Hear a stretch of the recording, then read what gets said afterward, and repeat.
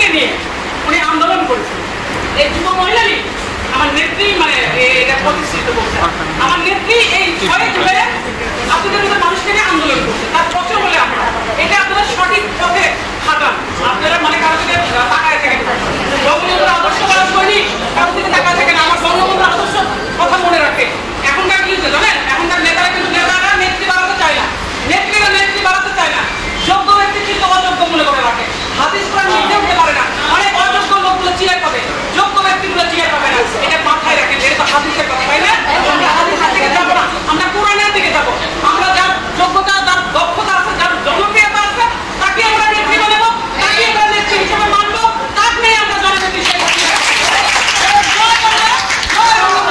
আমার মতো মানুষের এইখানে দাওয়াত করার জন্য আন্তরিকভাবে অভিনন্দন জানাচ্ছি। তার মাঝখানে এটা কোনো বক্তৃতা না, জাস্ট আপনাদেরকে একটা সাজেশন দিলাম যে আমার এই যুব মহিলা লীগ আমার জননেত্রী শেখ হাসিনাই গঠন করেছে। আমার জননেত্রী শেখ হাসিনাই এই 6 জুলাই এই দিনটি উনি আমাদের মতো মানুষের নিয়ে আন্দোলন করছে। সদর যুব মহিলা লীগের পাশে মানে আন্তরিকতার কোনো অভাব থাকবে না। আমার সাধ্য মতো আমি শুধু জেলা প্রেসিডেন্টের মিসেস না, এই কথাটা আপনারা মনে রাখবেন। আমি প্রায় আমি মনে করে দিই আপনাদেরকে যে আমি এমপি সাহেবের মিসেস না, আমি খালি মন্ত্রী সাহেবের মিসেস না, আমি জেলা মহিলা আওয়ামী লীগের ভাইস প্রেসিডেন্ট, আমি আমার এলাকার 3বার জনপ্রতিনিধি, আমি আমার এলাকার ওই আমার মানে থানা মহিলা আওয়ামী লীগের জয়েন্ট সেক্রেটারি ছিলাম।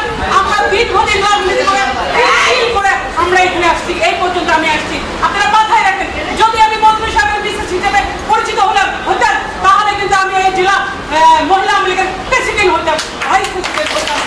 যাই হোক, আমার অপরাধ হলে একটাই, আমি মন্ত্রী সাহেবের মিসেস, এই কারণে রাজনীতিতে আমি অ্যাডভান্স করতে পারি না। আগেই কেন ধরে কিন্তু কেন ধরবে, এটাই নিয়ম। ওই মাঝখানে আপনাদেরকে আসতে হবে যে মেয়ে মানুষ এটা পারবে না, সে আর পারবে না কেন?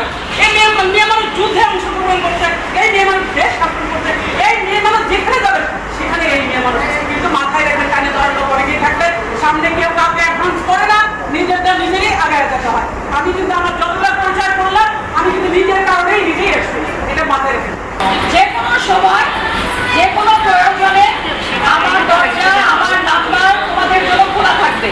নেত্রী যারা এসছো, বিভিন্ন জায়গায় রিপ্রেজেন্ট করছো, তোমরা ইউনিয়নগুলোকে রিপ্রেজেন্ট করছো, তোমাদের জন্য আমার মেসেজ হলো আমার নাম্বার এবং আমার দপ্তর সর্বক্ষণিক খোলা। যে কারো কোনো প্রকার আপত্তি করলে সবসময় আমাকে নক করবে। আমাদের প্রধানমন্ত্রী খুব প্রাণের সংগঠন এই যুব মহিলা লীগ। এই 6 জুলাই উনি এই যুব মহিলা লীগের উদ্বোধন করেছিলেন, শুরু করেছিলেন, পদযাত্রা হয়েছিল, যার জন্য আমরা আজকে 22তম প্রতিষ্ঠা বার্ষিকী উদযাপন করতে পারছি। এবং তোমরা নতুন যারা মুখ এসছো, খুব সুন্দর দেখতে এবং বাংলাদেশের ইয়ুথটাকে রিপ্রেজেন্ট করছো, হ্যাঁ, শক্তিটাকে রিপ্রেজেন্ট করছো, মেধাটাকে রিপ্রেজেন্ট করছো। আমি সব সময়ের জন্য সবার কাছে হাত মিলিয়ে চলতে চাই এবং তোমাদের প্রতি আমার অনুরোধ থাকবে যে যেখানে আছো অন্যায়ের সঙ্গ দেবে না এবং ন্যায়সঙ্গত কাজে কখনো পিছুপা হবে না। যদি দেখো আশেপাশে কোথাও কোনো প্রকার অন্যায় হচ্ছে, নিজের প্রতিরোধ করার চেষ্টা করবে, না পারলে আমাদেরকে ইনফর্ম করবে, আমরা নেতাদেরকে জানাবো, তাদের মাধ্যমে প্রতিরোধ করবো। আর ন্যায়সঙ্গত কাজে যেখানে যেটা পারো পার্টিসিপেশন করতে থাকবে।